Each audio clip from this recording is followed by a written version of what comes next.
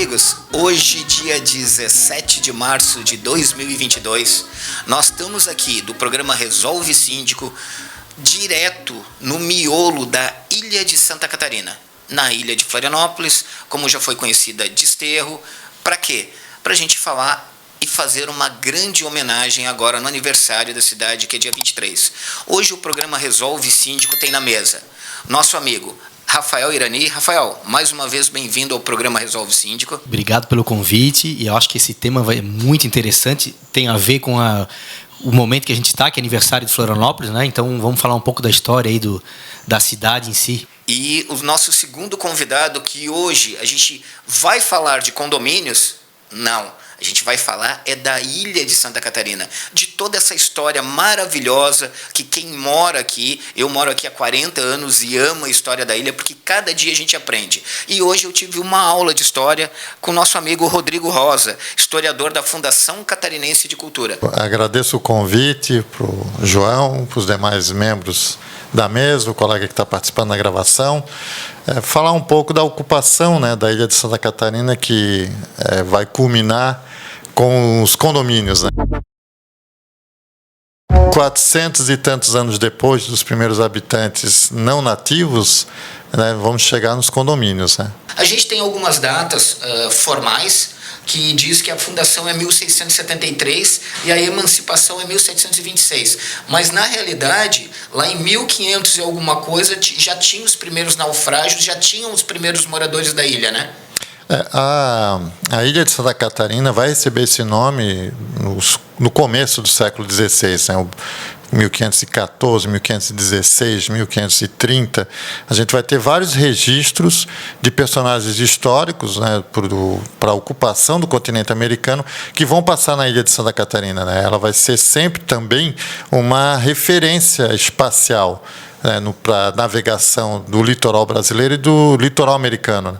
A gente vai nos anos 30, Saint-Exupéry usa a Ilha do Campeche, na Ilha de Santa Catarina, como uma referência, né?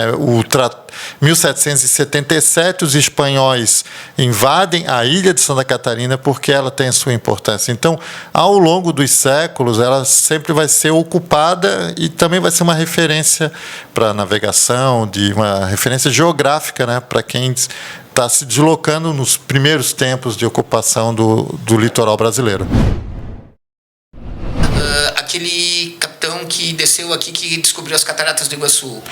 O Cabeça de Vaca. Cabeça de Vaca, é uma personalidade muito importante, muito citada, principalmente na história da ocupação da América Espanhola, mas ele estará na Ilha de Santa Catarina, né? Ele sairá daqui numa expedição em direção aos Andes e vai encontrar as cataratas do Iguaçu. Tem uma lenda que o Dias Solís, que é um outro navegador espanhol que é sobrevivente de um naufrágio, ele fica na Ilha de Santa Catarina. Inclusive, há uma escritora local, Rosana Bond, que faz um romance e que narra o que seria o primeiro casamento em terra brasileira de um europeu com um nativo, né? Uma nativa, no caso.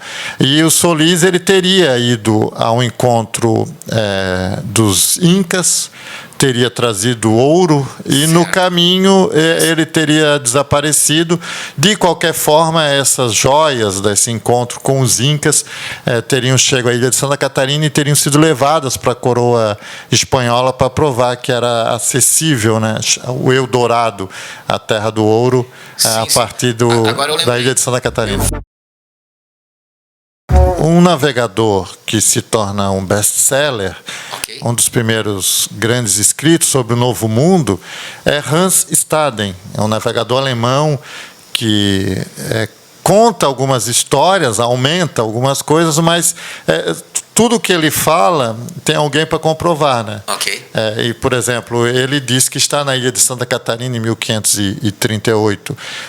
E ele desenha um contorno muito parecido com a Ilha de Santa Catarina. Então, não teria como ele ter imaginado aquele mapa sem ter estado aqui, né?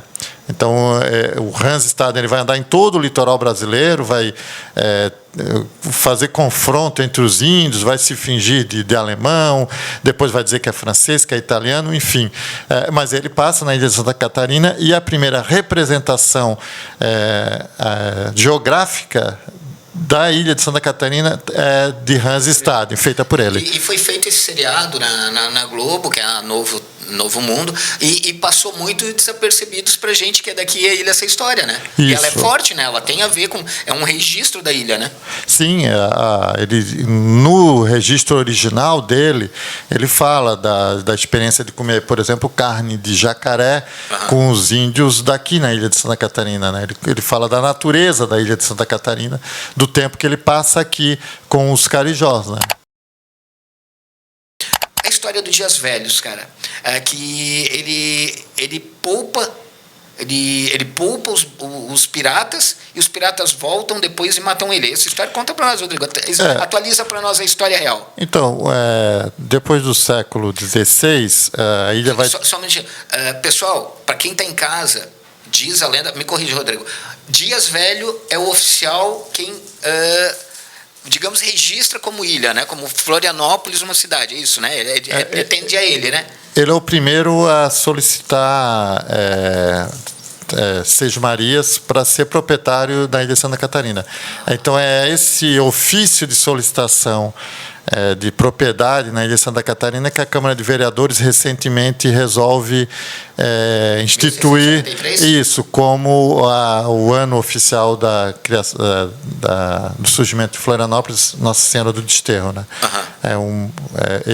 Anteriormente a data era 1723, que é a instituição da vila. Ok. Mas faz poucos anos se mudou a data de... Corrija se estiver enganado, Dias Velhos mandou construir onde é a Praça 15, antes da Catedral Metropolitana, é isso, né? Isso.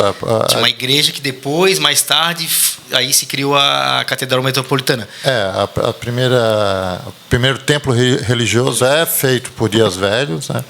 1679, essa igreja. É uma palhoça, né, pau a pique, mas aquele lugar ali sempre vai ser ocupado por templos religiosos. E no futuro se torna a Catedral. A igreja ela é do começo do século XIX, com aquela estrutura que é parecida com a que tem hoje.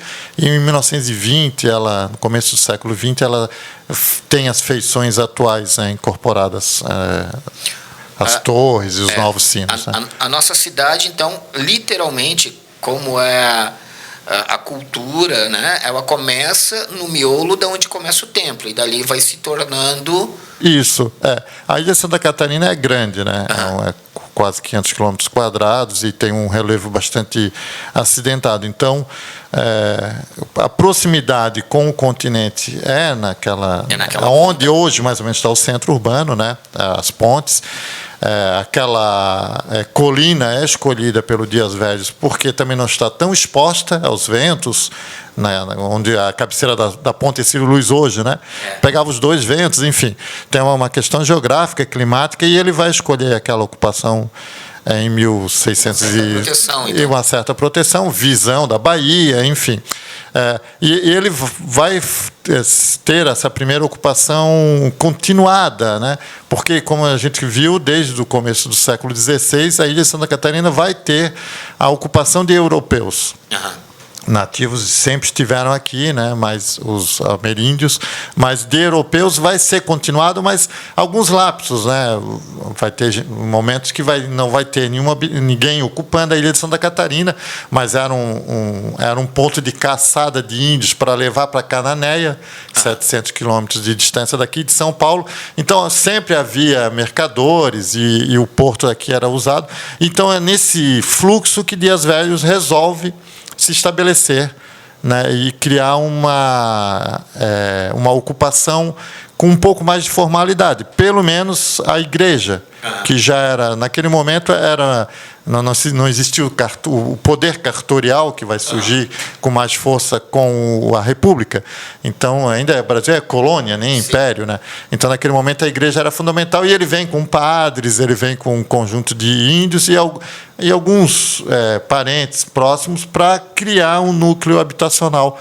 Ele já tinha essa preocupação em em tornar a cidade movimentada e de criar um núcleo habitacional, né? De ter sempre alguém ocupando aquelas terras que são as terras que ele pede em 1879, né? Por ofício, para que ele seja o dono. Então, para ser o dono, ele vai dotar de igreja e de algumas benfeitorias. Isso, benfeitorias. Engraçado, João, que muita gente que é mais nova, que ou não é daqui, às vezes não entende alguns nomes de empreendimentos ou de prédios, por exemplo, que levam o nome de algumas figuras. O prédio Dias Velhos, na Felipe Schmidt, inaugurado em 1973, né, famosíssimo. Ali dizem que passam mais de 4.000 pessoas por dia. Dias Velhos, uma homenagem então a essa figura tão importante que foi para a nossa cidade, né? Sim. Rodrigo, outra situação. Eu, na minha história, no meu pouco estudo ali de escola, lá, eu sempre achei que o estouro era Santo Antônio de Lisboa. Porque diziam, né, que o pessoal desceu lá, que lá era o principal porto. E aqui no centro, então, era o Dias Velhos vai ocupar a cidade, né? Anos depois, alguns navegadores estrangeiros, né, vão passar aqui e vão sempre observar a ocupação de pessoas, independente, porque acontece uma tragédia, né, com a família de Dias Velhos, eles se envolvem. É a grande revolta que eu te perguntei. Naquela época a gente chama hoje de piratas, mas não eram piratas, eram navegadores estranhos, vêm para uma parte da ilha. E ele poupa a vida desses caras. Depois esses caras voltam e matam ele. Mas não é bem assim. Tem uma história no meio, né? A ilha, então, ele tinha um controle, né, da ilha de Santa Catarina, o Dias Velhos. Ele é informado da aproximação de um navio de mercenários, de piratas, enfim, o termo de pessoas não desejáveis. Navegadores na época que estavam procurando alguma coisa. Ele prende eles em Canasvieiras e entrega para os portugueses. Lembrando que era a legislação da época que dizia que isso era a regra da época, prendia e mandava, né? Isso, e aí eles ficam presos em Santos, em São Paulo, aproximadamente 2 anos, e quando são libertados, eles vêm recuperar os valores que eles tinham também saqueado em Buenos Aires, em Montevidéu e em outras ocupações também daquela época. O que acontece é que, revoltados com a situação, eles vão balear Dias Velhos, vão cometer algumas atrocidades com as mulheres que moravam na ilha de Santa Catarina. As pessoas vão ser poupadas em função dos padres que estavam aqui, que pedem perdão, vão clamar pela vida das pessoas, e aí há uma desocupação da ilha. Aquele núcleo que a gente está vendo, que é o núcleo central, onde hoje tem a praça, a catedral, ele vai ser desabitado, mas algumas pessoas vão continuar morando na ilha de Santa Catarina, onde hoje é o Ribeirão da Ilha, onde hoje é Santo Antônio, o Canasvieiras. Algumas casas vão continuar ocupadas, né? Tanto isso a gente está falando lá em 1700, isso. 1600. Final do século XVI, XVII, começo do século XVIII, 1600 para 1700. Esse fato. Isso. E aí, claro, os navegadores vão continuar passando pela ilha de Santa Catarina, que é um remanso, né? Digamos, é um porto muito seguro. Nós temos algumas ilustrações de 1711, 1740, 1738, sempre mostrando a ilha de Santa Catarina ocupada, né? Tem relatos de naufrágios, né? De alguns navios aqui na entrada, né? Eu acho, se eu não me engano, oficialmente são 48 naufrágios na Bahia da ilha de Santa Catarina, catalogadas num site específico da Marinha do Brasil. Tem bastante coisa. Desse período? Não, são naufrágios desde do século XVI, XVII, XVIII, o que é mapeado, né? A Marinha tem, por uma questão de segurança naval, então esses 48 são alguns naufrágios pequenos, né? De baleeiras, mas também tem de navios maiores, né? No século XVIII, XIX. Nós começamos lá em 1500, chegando em 1700, vamos agora para 1900, Rodrigo. Você me conversou... Desculpa. Você me passou uma matéria muito legal ali sobre a Casa do Barão, né? Sobre o arquivo da família do Barão. Fala para nós um pouco desse arquivo, dessas fotos aí, ó, que está mostrando aí agora. Para você, eu queria, antes do Rodrigo falar, pessoal, essa foto aí, com essas baleiras de pesca. E você acha que essa foto é aonde? E aí, pessoal? Essas fotos da baleeira aí, Rafa. Agora vamos à segunda aí, Rafa. Agora eu vou te dar uma chance, mais uma chance, tá, Rafa? Agora vamos mostrar aí assim, ó, essa foto aí. Agora a segunda foto. Olha só que praia linda com essas palmeiras aí. Gostaria muito de agradecer, né, a família do Barão. Vou te dar já a dica, né? Edila von Van Gaen, né? Essas fotos aí é do acervo da família da Casa do Barão. Ó, mais outra dica que escapou aí, né? Da onde essas fotos aí, Rafael? O que mais chamou atenção para mim nas fotos foram as palmeiras. As palmeiras?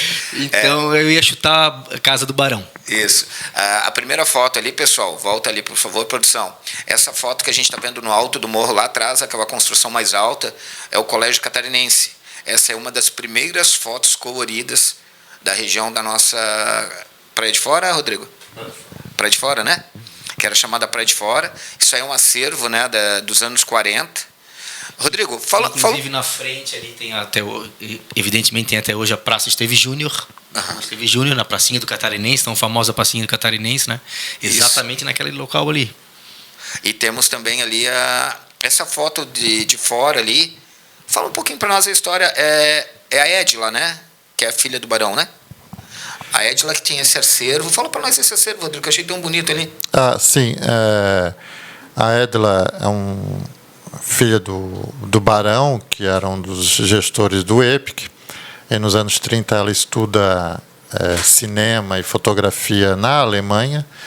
E ela volta para a Ilha de Santa Catarina com alguns equipamentos, já com técnicas de filmagem, de fotografia, que eram novidades. A gente tinha alguns fotógrafos, né, desde o começo do século XX, mas o acervo dela é um acervo com uma visão diferente, paisagística. Tem fotos de lazer, fotos de atividade, filmagens de atividade com a pesca da baleia. Então é um acervo que ficou boa parte do tempo guardado, né, esquecido num porão, e depois um dos herdeiros resgata esse material, leva para São Paulo, para a Cinemateca Brasileira, e consegue resgatar. Então a gente tem alguns documentários já feitos com esse material, a gente tem a difusão de algumas imagens, de algumas fotografias desse acervo, que é um acervo, como a gente viu aí, 2 fotografias que estavam disponíveis na internet, um acervo fantástico, né? Muito diferente do que nós somos habituados a ver de representação da Ilha de Santa Catarina, né? Foge um pouco do tradicional. Outra localidade, outra região importante, assim, que chama bastante atenção, que deve ter também histórias interessantes, é a região ali da Chácara da Espanha, que antigamente eram antigas chácaras que tinham no local. A Rio Branco, hoje a Avenida Rio Branco cruzou o meio daquelas chácaras. Por isso que, não sei exatamente por o nome de Chácaras da Espanha, mas o que eu já pesquisei, já li a respeito, é que eram antigas chácaras naquela região inteira. E aí, inclusive, tem algumas pequenas casas muito antigas ainda, inclusive na Rio Branco, entre os prédios atuais, enfim, mas que por isso que a localidade ali para trás inteira chama-se Chácara da Espanha. Chácara do Espanha. Do Espanha, corrigindo. Do Espanha, porque era um espanhol que era dono do... É o que a gente estava conversando em algum antes, momento. numa fração. Eu estava perguntando pro Rodrigo nos bastidores a situação da Trompovski, a esquina da Trompovski ali com a Casa do Barão, que a gente começou a conversar na Casa do Barão, né? Daí ele estava me falando que uma das chácaras que ainda tem ali, na esquina da Bocaiúva com a Trompovski, é da UEPIC. E eu achava que era da família... Como é que é o nome da família que é do 14º? Colenda. Da família Colenda. E eu inverti... na minha cabeça eu dei uma invertida. A do Colenda é onde hoje é o quartel, o 14º. Isso. Esses vídeos da caça-baleia, eu já vi fotos em alguns restaurantes mais antigos, lá no Ribeirão mesmo, naquela região lá. Mas documentários, materiais... Tem muito de vocês na Casa de Cultura desse material? Bom, a única filmagem que se tem, que já era raro, era um evento raro, é essa da Edila. Realmente ela filma, corre a notícia na Ilha de Santa Catarina que se faz a caça de uma baleia, e ela se desloca nos anos 1930 para fazer essa filmagem, né? Mas, claro, antes disso, foi uma atividade econômica muito importante para a Ilha de Santa Catarina, né? A atividade baleeira. Onde havia as armações, havia uma prosperidade no entorno, né? quem explorava esse serviço, mas a Ilha de Santa Catarina vai ter essa exploração desse serviço. E ficou uma coisa meio que uma mancha, né, por causa dessa questão de fauna e flora. Eu vejo assim que é uma coisa que caiu na história, ninguém mais fala disso, né, mas a gente tem que entender que era da época aquele meio de sustentável de uma família, de uma cidade, de um vilarejo, era aquilo que tinha, né, Rodrigo? O pessoal massacra muito hoje, desculpa, o politicamente correto massacra muito isso, mas a gente tem que entender que a gente está falando de 200, 300 anos atrás. Era um meio de sobrevivência de muitas pessoas aquilo, né? Como a pesca hoje é controlada, claro, mas era um meio de sobrevivência, né? A gente, claro, não está aqui fazendo uma apologia, matança aos bichos, nada disso, só que era diferente. É muito fácil o cara falar hoje que ele vai no McDonald's ou que ele vai ali e compra uma sadia para esquentar no micro-ondas. Naquela época as pessoas viviam, era a alimentação deles, era a renda deles, né, Rodrigo? A atividade da caça da baleia ela vai ser muito importante, né? Como eu disse há pouco, no litoral não havia industrialização, principalmente do final do século XVIII, início do século XIX, poucas atividades eram rentáveis, né? Como a armação baleeira, né? A gente vai ter em Governador Celso Ramos, a gente vai ter em Penha, São Francisco do Sul, em outras localidades, né? Então era uma atividade que tinha outras finalidades, né? Não, a alimentação era uma atividade secundária dentro da armação, né? Era o óleo mesmo, né? Dentro da armação baleira, mas a exportação do próprio óleo auxiliava eventualmente na construção civil, né? Enfim, tinha... A carne não era utilizada? Não sei, estou falando besteira. Não era um consumo habitual. Não, era um subproduto, né? Não era como o abate para consumo da carne. Era um subproduto, não era apreciado. Até a gente acaba falando besteira porque não tinha esse conhecimento, né? Eu lembro quando eu era pequeno, quando eu cheguei aqui ainda tinha uns galpões lá na armação. Lá em 1980, 79, tinha uns galpões lá ainda. Depois, com os anos... Né, a estrutura de uma armação baleeira era muito complexa, por isso mesmo, era um processo industrial, né? Tinha a igreja, tinha um cemitério, tinha todo um exército de trabalhadores, muitos escravos, né? Tinha plantação de alimentos, mandioca, cana-de-açúcar, o que fosse, para dar sustentação para esse trabalho, né? De capturar e processar a baleia, né? Então era uma indústria bem complexa para a época, né? Pode-se dizer, então, que boa parte do desenvolvimento dessas regiões na ilha se deu realmente em razão desse trabalho em torno da baleia, né? A armação baleeira, como era um negócio rentável e havia até exportação, digamos assim, né, dos seus produtos, sempre era uma concessão para pessoas mais abastadas, entende? O entorno não prosperava. Prosperava a armação, pagava os seus impostos, né, para a coroa ou para o próprio império, mas já em decadência, mas não havia um desenvolvimento urbano, digamos assim, em função da existência da armação, justamente por isso, porque ela era uma indústria, né? Não voltada... Claro, aqui final do século XVIII, começo do século XIX, éramos uma colônia, né, de exploração. Então, tudo que se pudesse tirar da colônia e não colocar, era habitual dos portugueses, né? Tirar da colônia e não reinvestir na colônia. E daí veio aquela história que depois, a gente está falando do século XVIII para XIX, e no século XIX a gente vem na história da história imobiliária, né, Rodrigo?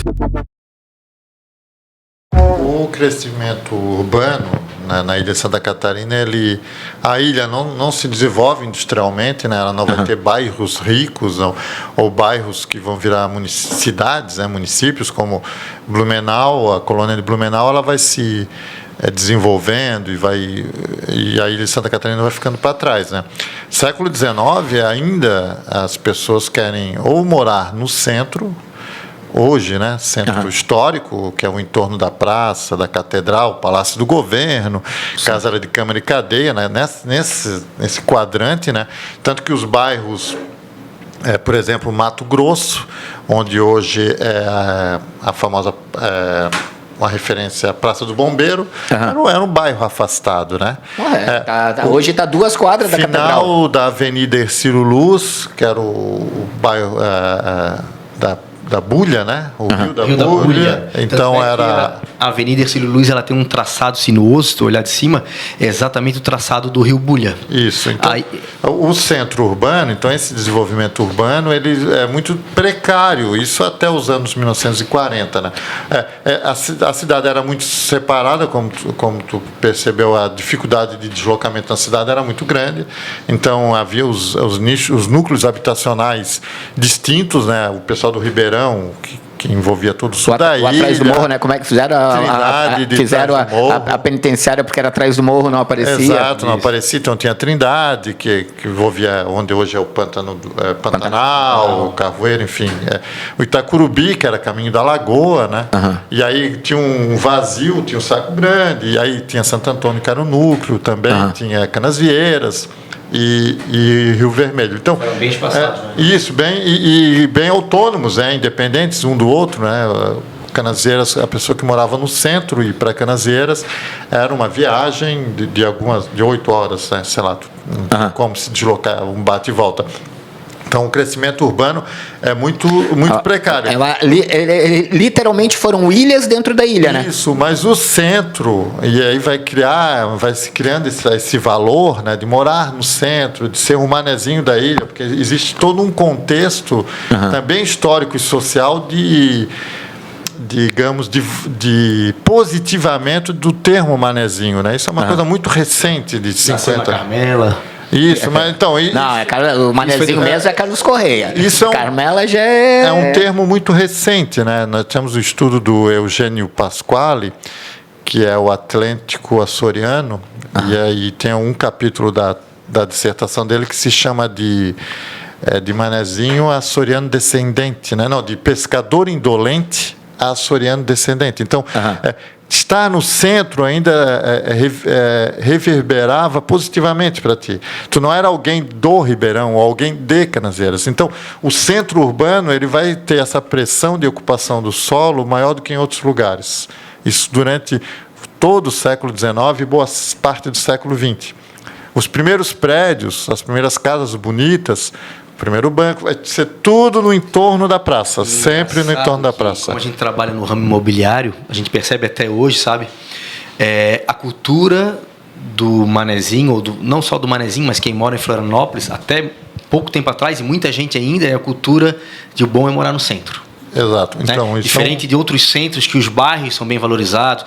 Rio de Janeiro, você está Barra da Tijuca, outra cidade dentro, tão boa ou até melhor. E aqui ainda tem muita questão do centro. Então, sair para os bairros, a valorização dos bairros já tem acontecido, né? Sul da ilha, Campeche, norte da ilha, Jurerê, Inglês é uma outra cidade, mas ainda a gente encontra muito. É um fenômeno muito recente, dos anos 80 para cá, né? Tem o contexto da moeda verde, mas acho que não cabe a gente discutir aqui, mas mas uma da história que eu achei legal, que tu falou que é muito curioso, que a valorização da nossa ilha, ela já é grande. Como é que é a história ali que o cara já estava lá na corte lá querendo vender a beira-mar ali? Como é que é? Foi não, que, claro, a ilha de Santa Catarina vai ter uma importância continental muito grande, né? Quando os espanhóis invadem a ilha de Santa Catarina, eles trocam esse nicho de terra por todo o Uruguai, né? A bacia... A província cisplatina vale o que vale a ilha de Santa Catarina, né? Por causa da sua função estratégica. Enfim. A logística de quem está vindo da Europa para... E é um caminho entre Rio de Janeiro, capital do Império, e Buenos Aires, a cidade mais rica das Américas, né? E aí no caminho tem Florianópolis, né? Tem a ilha de Santa Catarina, né? Não havia estradas, né? Naturalmente ele se tornou estratégico. Desde sempre, então, né? Desde os primórdios, aquelas ocupações aquelas primeiras presenças de europeus que a gente falou, 500 anos depois continua importante, né? A navegação, aqui, os hotéis vão prosperar no centro de Florianópolis, né? Nós vamos ter muitos hotéis no centro, para uma cidade pequena, né? Provinciana, como a gente fala. Então, ela vai ter sempre essa importância aí de Santa Catarina. Mas tu me falou de uma situação de um anúncio. Então, o que acontece? Então, como ela é visitada, e ela é um caminho, né, para os ricos vão passar, as pessoas vão passar aqui. Quando você vem da capital do Império, você entra pela Baía Norte, né, e passa pela Praia de Fora, que é a beira-mar norte hoje, e vai para o centro, onde tinha o porto, onde tinha o Trapiche Municipal. Então, desde sempre, ou você morava ali, no Trapiche, ou ia para algum lugar que eram os melhores ares. Isso é um discurso também de saúde muito comum no final do século XVIII, começo do século XIX. Ares mais limpos, ares menos urbanos, menos pessoas. E aí as pessoas vão para a Praia de Fora, que é o mais aprazível, que tem a melhor visão do mar, que tem a visão da Bahia. Eu tenho que te pegar esse gancho. Tem um anúncio, uma outra entrevista que eu participei, de 1838, do sujeito vendendo uma chácara na Praia de Fora, que é o lugar mais aprazível da ilha de Santa Catarina, que é o lugar com as melhores 1838 águas. já tinha gente vendendo a beira-mar, cara. Sim, daí ele fala que tem as melhores águas, que tem águas de beber, né? Que tem árvores frutíferas e que não há um ajuntamento de casas, assim, o que já era comum no entorno da praça. Vocês imaginam a beira-mar norte não aterrada? Essa foto aí, gente, esta foto aí, deixa eu ver, tá aqui, ó, a beira-mar sem aterro. 1973 essa foto, estava bem no início. E tu me corrija se eu estiver errado, porque eu soube algumas informações só por cima, assim, nessa questão. Na época da ideia do aterramento, quem era governador, enfim, quem iria governar, houve muita gente contrária, não querendo aterrar a beira-mar norte, porque ia estragar exatamente, eu acho, todo esse clima de Praia de Fora, enfim. Então teve muita gente que questionou esse tal de aterramento das pistas, que hoje é a beira-mar norte, né? Estamos falando muito próximo aqui já. Não, mas os aterros tem Paris, ela vai ter uma transformação urbana no século XIX e vai se perdurar até o século XX. E em Florianópolis vai ter a inspiração de ter aterros e de fazer prédios mais altos, isso já no final dos anos 1920. Inclusive o plano diretor de 1952, ele prevê a ponte, o túnel, o aterro, prédios altos. É exatamente como o plano diretor, digamos, de Paris dos anos 20, copiado nos anos 1950 em agosto. Falando dessa época já, e agora é a minha vez de questionar, tu sabes onde é que ficava a Avenida do Saneamento? Aí não, eu aprendi a Avenida dos Ilhéus aqui. A Avenida do Saneamento é a atual Avenida Ercílio Luz.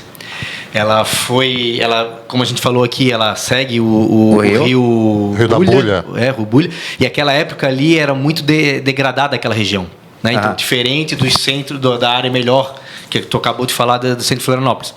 Então, lá por 1920, se eu não me engano, começou as ações de saneamento do centro da cidade. E aí, acho que começaram por ali e tal, então era a Avenida do Saneamento. Mais tarde, que o governador Ercílio Luz, que daí começou a revitalizar aquela área, que mudou de nome, então, a avenida, né? Mais ou menos isso. Está dentro de um outro processo, né? Tem um pesquisador bem importante, Hermetes do Araújo, que ele pesquisa esse processo de... a cidade, então, continua importante centro urbano, né? O entorno da praça. Há uma expansão natural, então, e há a necessidade de ocupar, continuar ali perto e ocupar essas áreas. Então, o que se faz, né?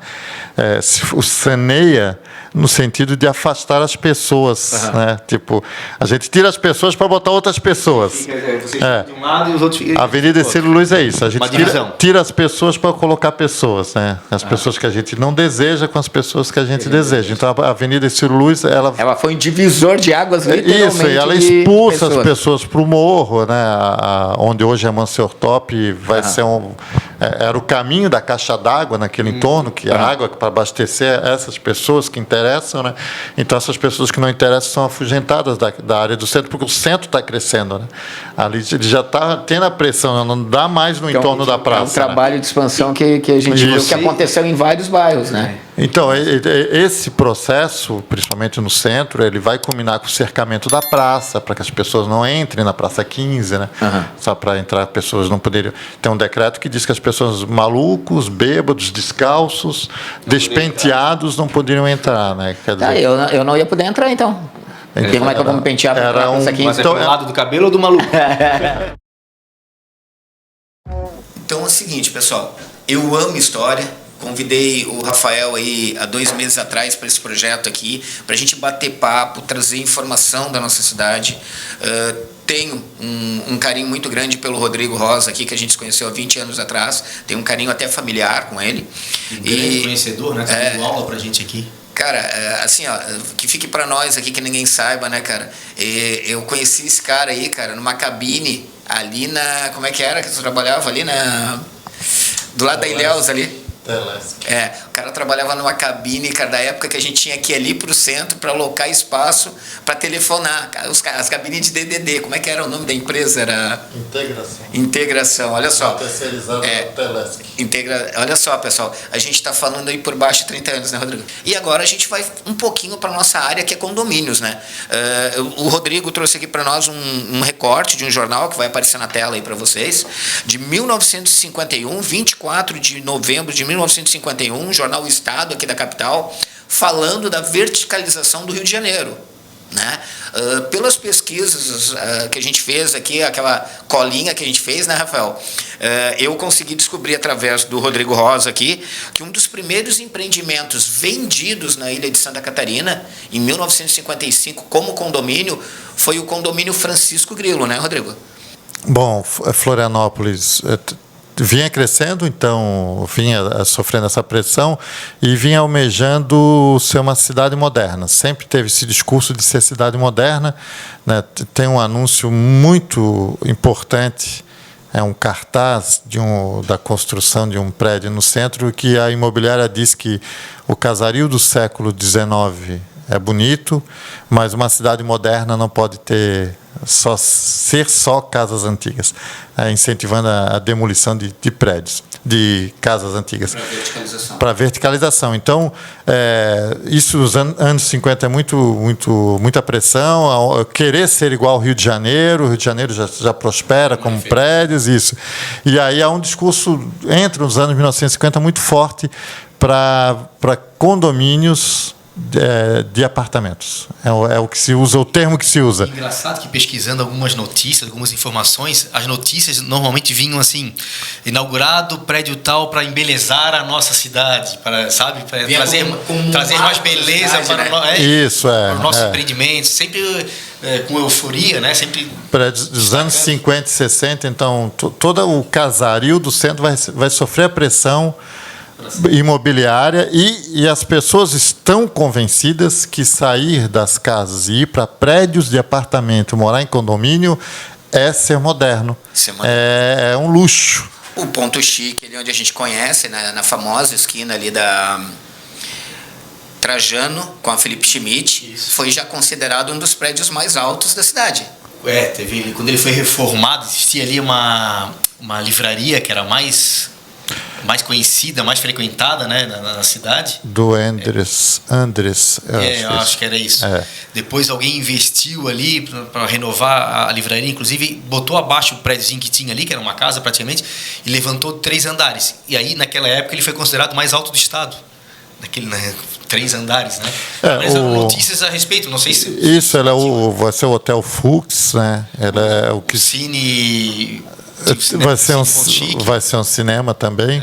Ele sucede o sucesso do prédio, que a gente não pode nunca esquecer, do Hotel La Porta, né? O La Porta onde é a Caixa Econômica Federal hoje, né? Isso. Eu vi umas imagens aí. Foi derrubado... Nos anos 1980 foi implodido.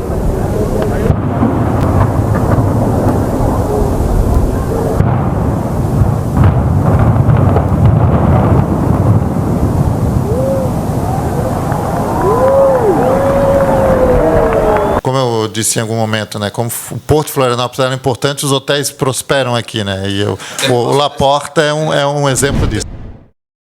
No século XIX já temos vários hotéis, o Taranto, o Hotel Brasil.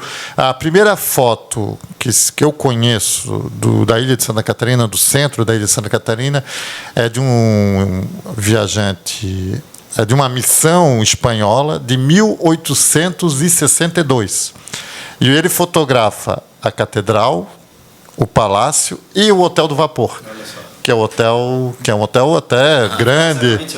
O Hotel do Vapor fica onde hoje é o prédio da Marisa, que também vai ser também vai ser um hotel o Hotel do Vapor desaparece, ele surge em outros prédios. O prédio da Marisa e o prédio do lado vão ser hotéis no começo do século XX, então aquele entorno, os prédios vão... Era a hotelaria forte.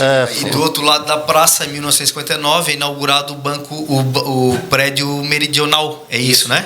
Que até foi novidade na época por ele ser 2 primeiros andares comerciais e todo o restante era 10 andares, os outros 8 residenciais. Isso, esse aí nós pedimos uma... Tem fotos, inclusive, aí da entrada dele. Eu até queria também dedicar essas imagens aí do Hotel Meridional, porque o nosso amigo Volney Medeiros foi um dos itens que ele mandou para nós como dever de casa, né? E como hoje tinha uma assembleia, ele acabou não vindo na mesa, mas um dos itens que mostra aí, ó, o hotel, tem que é o banco, por coincidência é prédio meridional desde 1959. Isso. E anos depois o banco se muda de nome e acaba tendo um banco meridional ali embaixo, né? Para as pessoas entenderem onde fica, é onde tem um Banco Santander, lá na Praça 15 de Novembro, hoje, né, embaixo. E tem fotos, inclusive, aí, se puder mostrar, das caixas de correspondência dos apartamentos de bronze. Né? Sim, tá aí as fotos aí pra exatamente. vocês. Então foi muito interessante. Depois vieram outros bancos a se instalarem também, e aí o residencial, os apartamentos acabaram deixando de existir. Né? E outros prédios daí no entorno da praça, né, nos anos 60, principalmente, muitos prédios de apartamento, e aí dentro dessa ótica de ser moderno morar em prédio, né? Então, claro, no começo dos anos 80, do final dos anos 70, começo dos anos 80, há um processo de proteção do patrimônio, né? Que é importante na Ilha de Santa Catarina, que salva boa parte dos prédios históricos, mas há uma verticalização forte. Na Avenida Ciro Luz, antes do surgimento do Paredão, vai ter o Oscar Hotel. O Oscar Hotel. Que é também dos anos... Continua ali, que dos anos 1960 e é um... Já é mais antigo. Já é mais antigo. Que interessante que a gente tem hoje aí nessa região que a gente está falando, a grande discussão agora com relação à revitalização daquele centro após Praça 15 de Novembro. Centro-Leste. Que é com relação principalmente ao pavimento, né? Querem se retirar o pavimento antigo para asfaltar, enfim. Essa é a grande discussão do momento aí, né? Na Fundação Catarinense Cultura a gente tem 2 ou 3 processos que pedem para que não ocorra.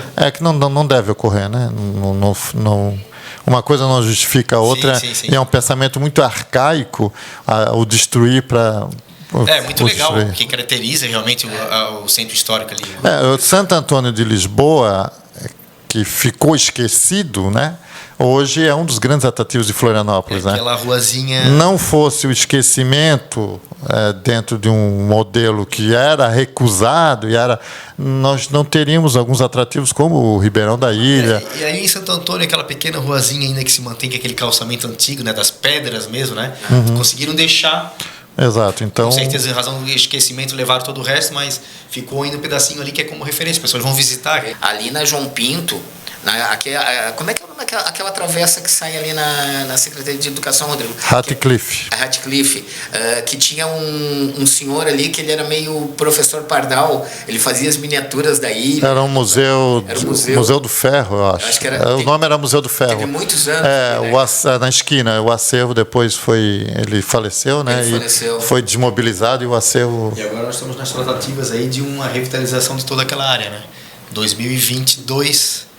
E está se discutindo exatamente sobre isso. O piso eu acho que é o menos importante. Acho que é a iluminação, eu acho que é o portfólio de serviços. Tem muito mais coisa do que o piso, né? Oferecer atrativo, exato. O próprio comércio, para instalar lá. Porque não faz... sei lá, Paraty o calçamento de Paraty é muito mais antigo que esse, sim. E não se compara o poder de atração que Paraty tem. Exatamente. Não precisa botar um pavezinho para... Deu uma melhorada para a cultura agora nesses últimos anos, né? Até o pessoal, até para a própria pandemia, pelo pessoal ficar preso em casa, ter a restrição dos seus passeios, mostrou realmente a falta que faz a cultura, o conhecimento, a história ser preservada, né? De modo geral, a gente viu a falta que faz a cultura como um todo, né? Não só eu trabalho com a cultura do patrimônio histórico, mas a cultura artística também, né? A falta dos museus, dos teatros, dos musicais, né? Como você percebeu, a falta da possibilidade de sair, de conhecer a história dos lugares, também de conhecer o patrimônio dos lugares, a gente percebeu, né, com a pandemia, felizmente, de que tudo isso é importante, né? Não, é importante preservar, porque é importante a gente poder vivenciar. A pandemia mostrou isso com bastante... Muita gente que nunca entrou no museu ali do Cruz de Souza, na Praça 15. Que daqui. Maravilhoso, é lindo. Muita gente daqui. Lindo. Tens alguma coisa para nos falar sobre o Teatro da Ubra? O Teatro da Ubro, ele era um teatro de trabalhadores, né? Ele era um teatro que não teve uma vida muito longa no começo. Ele foi desmobilizado 20, 30 anos depois de ter sido construído, ficou num abandono muito importante. Realmente o prédio ficou inservível e nos 20 anos para cá ele foi restaurado e voltou a desempenhar o papel na escadaria do... Tem aquela escadaria que dá na... A escadaria paralela à Saldanha Marinho. Bem simbólico aquela escada ali. Isso, é um pequeno teatro dos anos 40, se eu não me engano. Ele funcionava como... para reuniões sindicais também, coisas desse tipo, mas ele ficou abandonado, ele desabou, então houve um processo de restauro, hoje ele desempenha a função de teatro. Legal. Esses dias, um ano atrás, aproximadamente, conversando, sentei ali na Praça da Cota, ali na frente do IPA, a pracinha do IPA, para quem conhece aqui. A história da Praça do Avião. Em 1959, caiu um avião ali da Força da Aérea Brasileira, da Esquadrilha da Fumaça, e se tornou Praça do Avião sobre isso. Cara, desde a infância eu passo ali, o Papai Noel está no avião, o chão tem avião, e eu não sabia da história. Acabei pesquisando. Eu já morei ali. Um detalhezinho para nós, Rodrigo, um cantinho aí que o pessoal deveria olhar com mais carinho, que quem é da ilha para visitar, dá essa última dica para gente. Olha, dos espaços culturais, são dois, né? É o Palácio Cruz de Souza, que abriga o Museu Histórico de Santa Catarina. O prédio era a história da ilha, né? Ele é um prédio de 1740, mais ou menos. Ele é restaurado. Ele conta toda a história da ilha. Tem a Novembrada, famosa. Novembrada. Tem o cerco feito pelo Estilo Luz com tiroteio, assassinato de pessoas. Tem todos os governadores que moraram ali, alguns que nasceram, né? Como Jorge Bornhausen, nasce ali para depois voltar e ser governador. Enfim, então é um prédio. O prédio é história e ele é um museu. E o Teatro Álvaro de Carvalho também. Ele é uma peça muito importante para a ilha de Santa Catarina, para a história do Estado. Ele teve várias funções, não só como teatro, né? Ele foi cadeia, ele foi para as tropas na Revolução Federalista ficarem hospedadas ali. As pessoas, antes de irem para Anhatumirim, ficaram detidas ali antes dos fuzilamentos. Então, é um prédio, né? E muita coisa aconteceu ali. Os políticos faziam discursos ali dentro, né?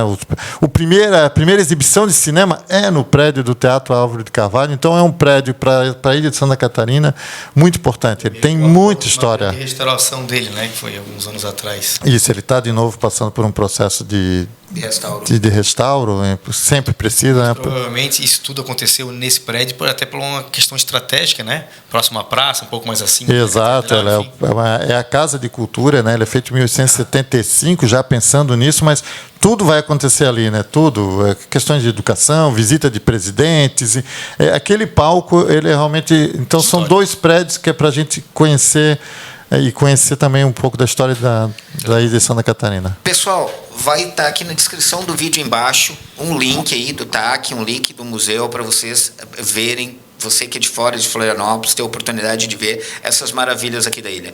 Eu queria que todos fizessem uma salva de palmas pela agora a data do aniversário da ilha. Florianópolis, parabéns. Um rancho de amor à ilha, que é uma declaração de amor a essa ilha. Eu agradeço do fundo do meu coração, Rafael Iranei, Rodrigo Rosa, e vem você também conhecer a ilha de Santa Catarina. Um abraço e até quinta-feira que vem aqui no Resolve Síndico.